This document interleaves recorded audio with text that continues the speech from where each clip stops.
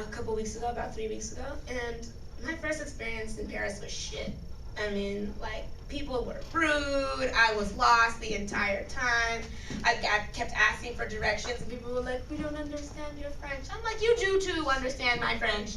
I asked you where the metro is, it's not that hard, like, you know, so it was rough the first time I went, and I was like, I will never, ever, ever go back to Paris. They can fuck themselves. And then, you know, I kind of had a change of heart. I mean, everyone's talking about how it's this really romantic city, and I just didn't get that, and I was like, you know, maybe I should give it a shot. So I went back to Paris over winter break, and I loved it. I was wrong. I mean, people are still rude, but the city is great. It's so beautiful. It is incredibly beautiful. It, like, actually breaks your heart. Like, it's so beautiful that it actually breaks your heart.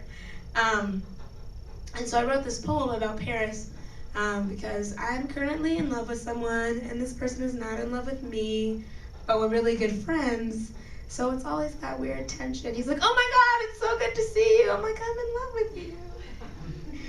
So I wrote this poem about that experience, ending in Paris.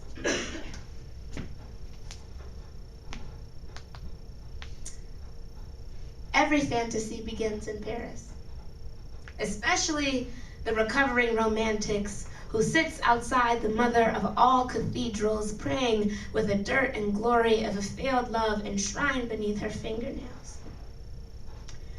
Some cities look like a wet dog that's been beaten. And I can say that about New Haven, if it even counts as a city. And I can say that about Moscow, about Rome, about Cairo, mid-sandstorm, fluttering in a skirmish of red dust. And I can say that about Philly, with its beards and its bridges and its rust, but not Paris. The grandeur of Paris is not lost, not even in the rain. My second night, jet-lagged and heart-sore, I sat up writing after I awoke, soaked from a dream where you made love to me. You laid over me like an ocean, trying to keep the secret of sand. The waves saying to the land, you are not gold, but you belong to me. Even now, you belong to me. And all Paris belongs to me, and I belong to this notebook and this pencil. I sat repeating this phrase while I was listening to the unusual weather play its musical as it stenciled the black rain like drop pupils into the face of concrete. I was reminded of the night we spent reading Baldwin in a loft not big enough to stand in when the rain beat its head against the roof then too. I wanted to enter the downpour in my nightgown. Let it drown me in the nostalgia that I am yet too young to make a mantra of. Let it chase me to the cobbled streets, sleek with Parisian lights. Let it find me weak with love and guillotines and truffled mushrooms and minks and loves and saucisson and subway stops and love and sidewalk cafes. And did I mention love? I mean, Paris is a place where the lingerie shops are named Darjeeling. If that doesn't make you think of sleeping next to a woman and then waking up next to that same woman and then kissing her with a mouth of morning and then together making tea, I don't know what does. So, under a parade of gray mist, I waltzed with my mother from Napoleon's tomb to the cheek of the Mona, through the bare Tuileries gardens decorated with not a single flower, but I waltzed with her. Past the statue of workmen standing like a choir of bronze ghosts, past the gossiping fountain and the homeless woman frantically shouting at the top of her lungs, this chair belongs to me and all the Louvre belongs to me, and it did. It was made for the rich, but ever since it was the unspoken home of people who need to forget and to remember, and I am remembering to forget you as best I can, but you belong to me.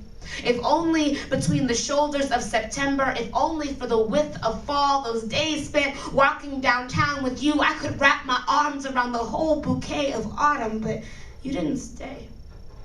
Anyway, we waltzed, my mother and me, and when she tired, I danced by myself without a lover's arms or any music at all, never fearing looking like a fool because people understood that I was American and this was Paris with its star-shaped heart full of people and carousels and Ferris wheels and palaces decorated with gold leaf and lollipop-shaped trees, and all the couples pruning each other with their kisses, and all the well-clad children learning that puddles are good for footprints, writing their names in the mud like these boots, they belong to me, and I belong to this earth, and everybody deserves to fall in love in Paris, if not forever, then at least once.